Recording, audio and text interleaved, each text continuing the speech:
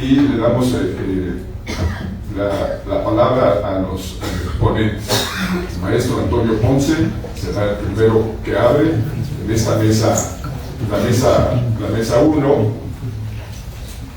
que es sobre la energía nuclear, los mitos, realidades y sus ventajas en la transición energética. Esa es la mesa 1, y tenemos 3 ponentes: el maestro Antonio Ponce, la ingeniera química maestra Alma Georgina, y el maestro doctor Juan Luis François. No sé si... No, adelante, yo prefiero que dé paso a la conferencia. Damos paso a las conferencias, sí. Recuerden que a las 10 tenemos nuestra inauguración, a lo mejor 10:30. Pero damos inicio y agradecemos infinitamente su presencia, y maestro Antonio Ponce, por las prisas, me disculpo, no hice una referencia a su currículum. Es físico, el maestro es físico del Tecnológico de Monterrey y maestro en ciencias en ingeniería nuclear de la Universidad de Birmingham en Inglaterra. Experiencia profesional, pues nada más está desde la Comisión Nacional de Energía Nuclear, el Instituto Nacional de Energía Nuclear y el Instituto Nacional de Investigaciones Nucleares. Es que, como ya lo dijo, vino cambiando el nombre, entonces hasta el ININ estuvo Antonio Ponce, así le decimos los amigos, y colaboró en el periódico 1+1, en La Jornada y en el periódico El Día. Fue miembro del Comité Nacional del SPIN, Sindicato Único de Trabajadores de la Industria Nuclear, y miembro fundador de Geopolítica Energética. Gracias. El consumo de energía y el desarrollo económico son dos conceptos absolutamente ligados. No puede existir uno de ellos sin asociarse con un cambio en el otro. Por ello existen gráficas como la que se muestra, por favor la primera, como la que se muestra, donde cada país muestra un aumento en su consumo de energía para un cambio de su producto económico del PIB. Aquí está. Así, cada puntito que se ve ahí en la gráfica corresponde a un país. Hay una relación entre el consumo de energía y el Producto Interno, pero como se ve, va aumentando uno y va aumentando el otro para cada país. Por eso es muy importante que un país tenga suficiente suministro de energía para que pueda tener para poder aumentar el Producto Interno. México ha sido muy afortunado en contar con fuentes de energía propias, pero el panorama comienza a cambiar, sobre todo por la disminución de la reserva de hidrocarburos y el efecto sobre el clima que esta fuente de energía provoca y que está volviendo crítico en los últimos años. En la coyuntura política actual, a nivel mundial, también debe tomarse en cuenta la presión sobre nuestros sistemas energéticos que acarrea el llamado nearshoring, o relocalización de la producción. En esta presentación pretendemos mostrar lo que ha sido y lo que podrá ser, a la luz de estos antecedentes, la opción nuclear para el desarrollo del sector nuclear en nuestro país. Hasta agosto de 1945, la siguiente por favor, cuando apareció la noticia de que una bomba atómica había destruido la ciudad de Hiroshima en Japón, la energía nuclear era un concepto socialmente desconocido en México y en el mundo. Fuera del ámbito científico, nadie sabía de qué se trataba esta misteriosa fuerza, excepto que era algo relacionado con los átomos, de donde provenía su nombre. Años después se comenzó a saber que esta fuerza misteriosa no solo servía para hacer bombas, pues la comenzaron a controlar para obtener energía útil para el uso humano mediante unos aparatos a los que llamaron reactores nucleares. La siguiente, por favor. Sin embargo, la funesta aparición de esta forma de energía fue un pecado original que no se ha podido borrar. Esto es eso lo que en buena medida ha frenado el desarrollo sano y sin prejuicios de esta fuente de energía. Al terminar la Segunda Guerra Mundial, los países agrupados en la ahora Organización de las Naciones Unidas decidieron coordinarse para quitarle el velo negro a la energía nuclear y promover en cambio los aspectos positivos. Para la energía nuclear se creó para entonces, con sede en Viena, el Organismo Internacional para la Energía Nuclear, para fomentar los usos pacíficos de la energía. México es miembro de esta organización, la OIEA, desde esos años. En correspondencia, en 1955 se creó el organismo nacional llamado Comisión Nacional de Energía Nuclear, con el objetivo central de promover a nivel nacional el uso de esta nueva fuente de energía. La siguiente, por favor. Es evidente que en México no existe una idea clara de lo que nuestro país podría y debería hacerse en ese contexto. Y en un principio lo que se buscó en buena medida fue estar en sintonía con la tendencia mundial. Reflejo de esto fue que se nombró director general del organismo a un diplomático, José Ortiz Tirado, seguido de un destacado poeta, José Gorostiza, también del área diplomática.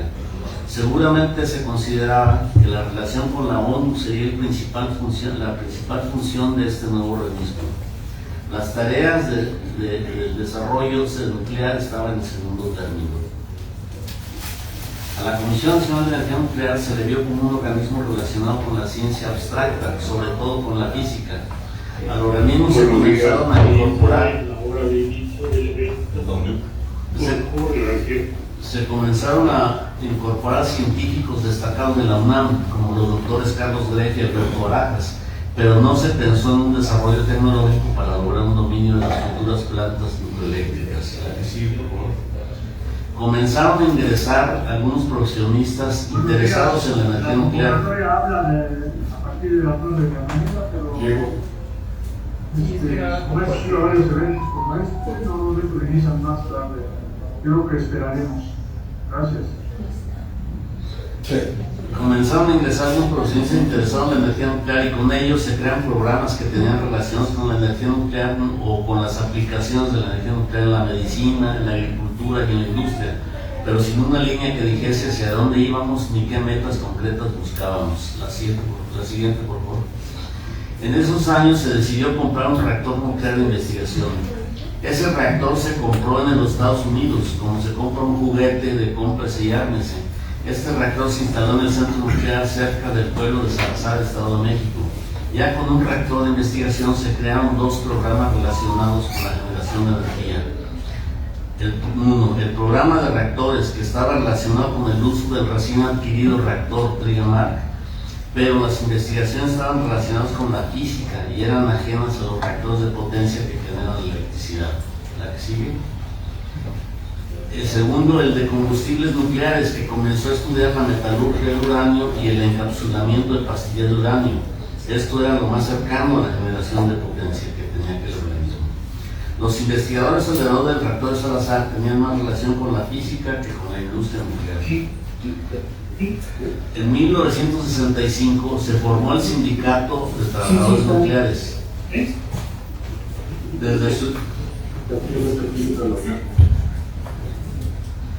Desde su inicio fue un sindicato independiente que luchaba con las causas económicas de sus miembros, pero no opinaba sobre la línea de trabajo de su empresa. La siguiente, por favor. A partir de 1969 comenzaron a ingresar a la Comisión Nacional de Energía Nuclear muchachos que habían participado en el movimiento estudiantil del 68. Esto trajo como consecuencia que en el sindicato comenzara a correr sangre nueva que buscaba no solamente las reivindicaciones económicas, sino también opinaba y exigía definiciones en el desarrollo de la energía nuclear en nuestro país. Derivado de los conflictos que se comenzaron a generar con el sindicato, el Ejecutivo pensó que podía anular la fuerza sindical modificando la ley nuclear. Después de una ardua lucha en los medios, en las universidades y en todos los lugares en que se podía, los trabajadores lograron que la nueva ley que creaba el Instituto Nacional de Energía Nuclear, desapareciendo la antigua comisión, la siguiente, fuese una ley que daba mejores bases para un desarrollo nuclear nacional. A partir de esas fechas, la voz de los trabajadores nucleares en lo referente al desarrollo nuclear del país ya no se podía ignorar. Y así se comenzó a elaborar alternativas para un desarrollo nuclear verdadero y autónomo. Así comenzó una lucha muy intensa que, a pesar de su complejidad, permeó en muchos sectores de la población. La primera discusión pública que alcanzó cierta amplitud fue sobre el tipo de reactores que México debía desarrollar, con combustible de uranio natural o de uranio enriquecido. El sindicato argumentaba que producir uranio enriquecido estaba fuera de las posibilidades del país por razones económicas, tecnológicas y políticas. En cambio, la tecnología de los combustibles de uranio natural estaba al alcance de nuestro país y por ello debiera ser la línea. La siguiente, por favor. Los dos reactores que ya se instalaban en Laguna Verde eran del tipo de uranio enriquecido y por ello su combustible siempre dependerá de un suministro extranjero. La energía para un país es como la sangre para el organismo humano. Sin energía no se mueve nada y por tanto nada se produce nada. Si requerimos servicios de otro país para obtener energía, entonces seremos un país sometido a la voluntad de otros, pues un corte en el suministro de energía nos pondría de rodillas ante el proveedor. Esa fue la razón por la que el sindicato luchó arduamente por esa definición política. Las circunstancias cambian y ahora podría hacerse una revaluación a la luz de los cambios que ha habido, pero siempre con la mira de preservar la soberanía. Tenemos dos ejemplos notorios, la India y Argentina, que siempre han buscado con afán el desarrollo independiente. Ellos optaron por la línea del uranio natural. La India, sobre todo, con resultados sorprendentes, pues el desarrollo nucleoeléctrico trajo aparejado el desarrollo de otras áreas básicas como la metalurgia y la electrónica. Ahora la India es pionera en sectores como el satelital y el automotriz. ¿La sigue? Nuevamente, en 1979, el Ejecutivo decidió destruir al sindicato de nucleares por la vía de modificar la ley nuclear. Esta vez logró partir el Instituto Nacional de Energía Nuclear en tres organismos: Uranio Mexicano o Uramex, que se encargaría del desarrollo de los combustibles nucleares; el Instituto Nacional de Investigaciones Nucleares, UNIN, al que correspondería la investigación y desarrollo en materia nuclear, excepto las relacionadas con los combustibles, y la Comisión Nacional de Seguridad Nacional y Salvaguardas, a quien corresponden las funciones de autoridad y supervisión. ¿La que sigue? Nuevamente fracasó el Ejecutivo en su propósito de destruir el sindicato, pues este se convirtió en un sindicato de industria que acogió a los trabajadores de Uramex y del IMIN, integrándose además como sección del sindicato de electricistas, con lo que logró aún más relevancia. Con este nuevo marco legal se lograron avances importantes en lo referente a la localización del mineral de uranio, como ya se informará en otras ponencias. En 1984 llegó el tercer intento del gobierno federal por acabar con la lucha sostenida por los trabajadores nucleares. El estallamiento de una huelga fue el pretexto para una tercera modificación a la ley nuclear, desapareciendo en definitiva a Uramex, la empresa encargada de la exploración y explotación del uranio, y pasando sus funciones a otros organismos del Estado desvinculados de la política nuclear. La siguiente. Por otro lado, subsiste el ININ, que es el organismo de investigaciones nucleares, pero rasurado en cuanto a sus funciones que tengan relación con los combustibles nucleares. Tampoco existe un organismo responsable del desarrollo del resto del llamado ciclo del combustible, que engloba todas las fases del combustible nuclear, además de la exploración y la explotación del uranio, la refinación, el enriquecimiento en su caso, el encapsulado, la fabricación de ensambles y después del quemado, que corresponde exclusivamente a la CFE, el almacenaje y el reprocesamiento de combustibles quemados. Cuando la Comisión Federal de Electricidad incorporó a la red eléctrica una planta nuclear, la de Laguna Verde, se tomaron una serie de decisiones que quedaron en la oscuridad. Por ejemplo, ¿cómo y quién tomó la decisión del tipo de reactor que se iba a comprar? El resultado es una planta nuclear con 2 reactores. Ahora se habla de poner un tercero, Laguna Verde, Veracruz. Los reactores son del tipo BWR, de General Electric, que operan en base a uranio enriquecido. Esto significa que por toda la vida de esta planta dependeremos de otro país para tener en funcionamiento esta instalación. La que sigue, por favor.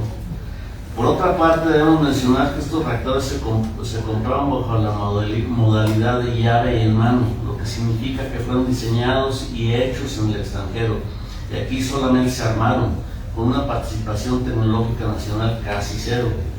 Esto es semejante a la compra de un automóvil, donde el propietario solo tiene que aprender a manejarlo, sin la aspiración de construir otros autos. O sea, no hay transferencia de tecnología. ¿La que sigue? Como planta generadora, Laguna Verde ha sido muy exitosa, ha generado la electricidad esperada e incluso ya se autorizó una extensión de su periodo de vida, pero fue nulo su función como fuente de aprendizaje tecnológico.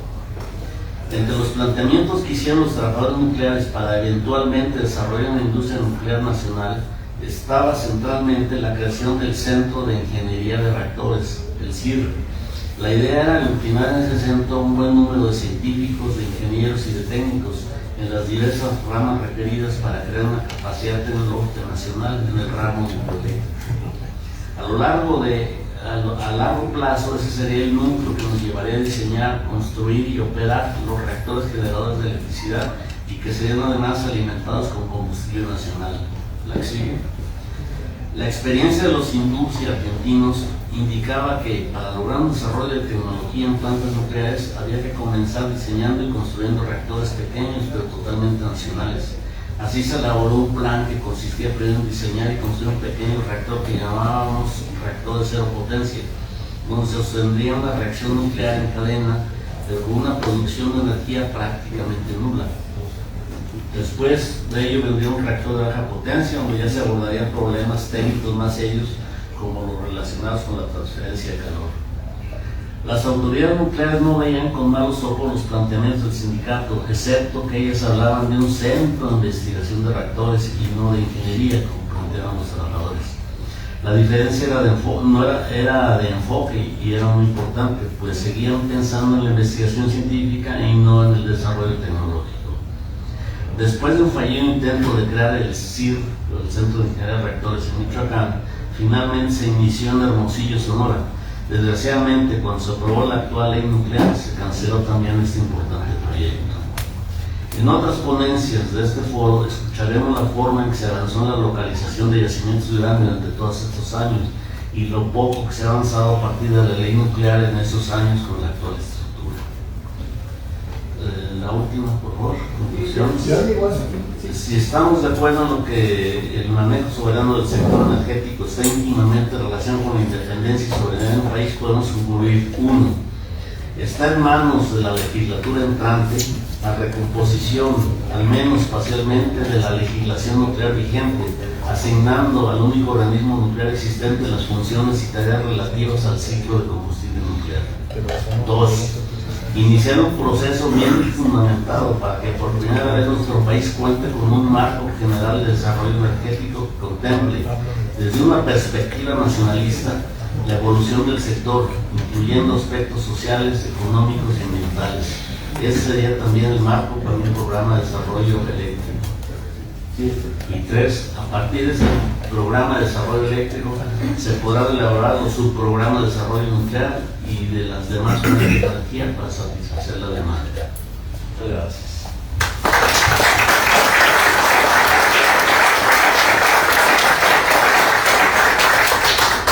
Gracias, maestro.